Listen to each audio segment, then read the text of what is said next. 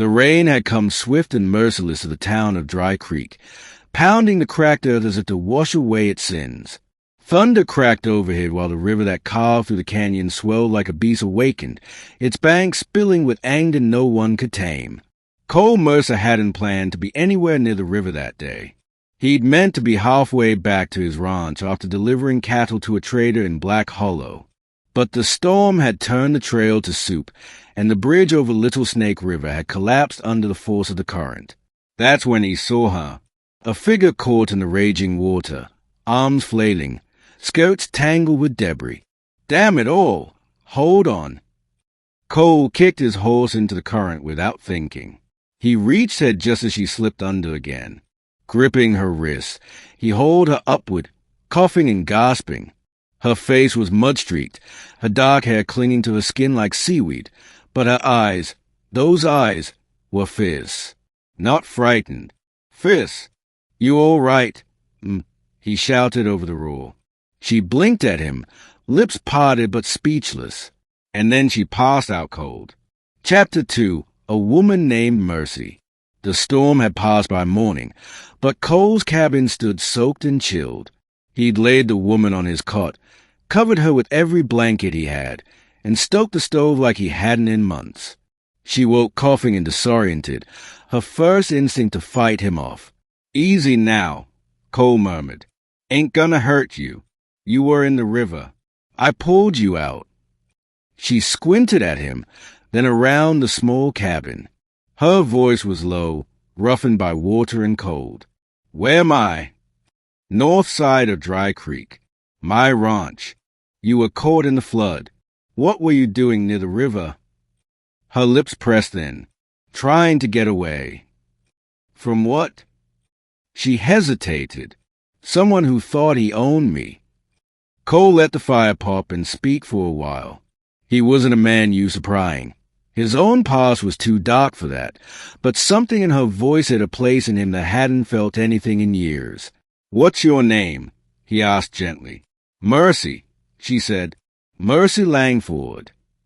He didn't recognize the name, but that didn't surprise him. She had a way about her, not prim, not noble, but resilient, like she'd been broken once and forged again, stronger. "Well, Miss Langford," he said, tipping his hat.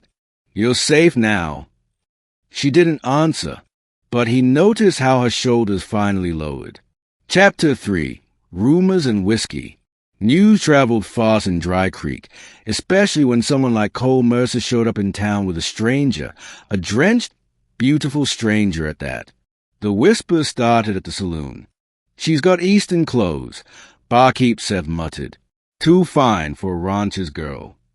"Maybe she's a runaway," someone else said. "Maybe she's trouble." Cole didn't care. He'd kept to himself ever since the war, ever since he buried his younger brother on this land. He didn't answer to rumors. But Mercy was a different story. "I can't stay here forever," she said one night, standing by the corral fence, watching the red sun dip below the hills. "He'll come looking." "Who?" Cole asked. "Everett Dunn," she said, spitting the name like bile. "My fiancé. He's a businessman. Owns a freight route through Montana. Claims half the land in 5 counties. He thinks I'm part of the deal." Cole's jaw tightened. "Did he hurt you?" "Not yet," she said, "but is the kind of man who likes to make women disappear when they don't obey." Cole said nothing for a long time. Then, "You're not going anywhere until you're ready. And you sure as hell ain't going back to him."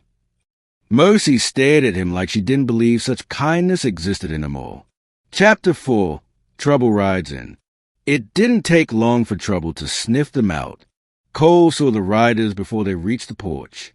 3 men, black hats, hard eyes. Not lawmen, not outlaws. Hired guns. Mr. Mercer, the tallest one called. "We're here for the lady." Mercy stepped behind Cole. "She's not going anywhere," Cole said. "She's Mr. Dunn's fiancée. She's his property." "She's a human being," Cole growled, "and she's under my protection." Guns were drawn before another word was spoken. Cole's Winchester came up smooth and sure, and the first shot blasted the hat clean off the lead man's head. The others retreated in a storm of dust and cursing. Mercer stood behind him, hands trembling. "They'll come back," she said. "Let 'em," Cole said. "I'll be ready." Chapter 5. The Past Rises. The more time Mercy spent on the ranch, the more she saw the man behind the silence. Cole never talked about his past unless she asked, and even then, he kept his words close. But one night, she found him sitting beside his brother's grave under a cottonwood. "I failed him," Cole said softly. "He wanted to enlist. I told him to wait. He didn't." Mercy sat beside him. "We all carry regrets. Doesn't mean we're meant to drown in them." He looked at her, something raw in his eyes.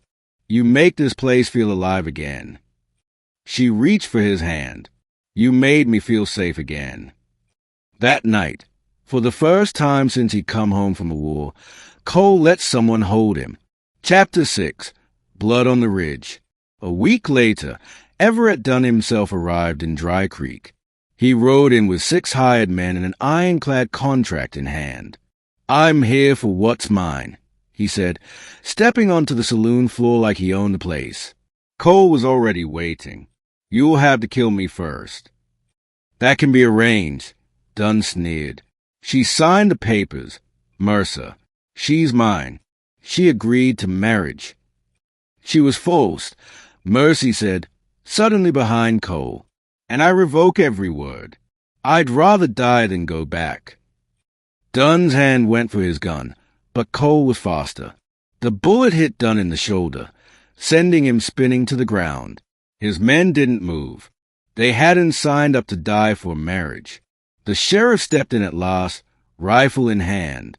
"Looks to me like she made her choice," he said. "And it ain't you, Dunn."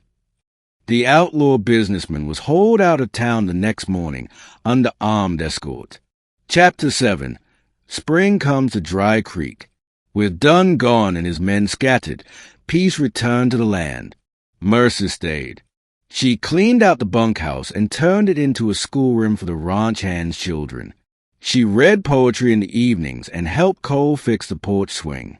The ranch flourished like it hadn't in years. One evening, with golden light slanting across the hills, Cole dropped to one knee beneath the cottonwood where his brother rested. "Mercy Langford," he said, "I never thought I'd find another reason to live again. But you've made me believe in second chances. Would you be my wife?" Tears shimmered in her eyes. "I would." They were married that spring under a sky full of doves, with the town gathered and smiling. Epilogue. Redemption in the dust. The town of Dry Creek still spoke of the flood that brought a woman to Cole Mercer's doorstep. They spoke of how the hardened cowboy, scarred by loss, found something worth fighting for again, and how a woman named Mercy, brave, wounded, and defiant, didn't just escape a monster. She saved a man's heart, and in doing so, found the kind of love no river could ever wash away.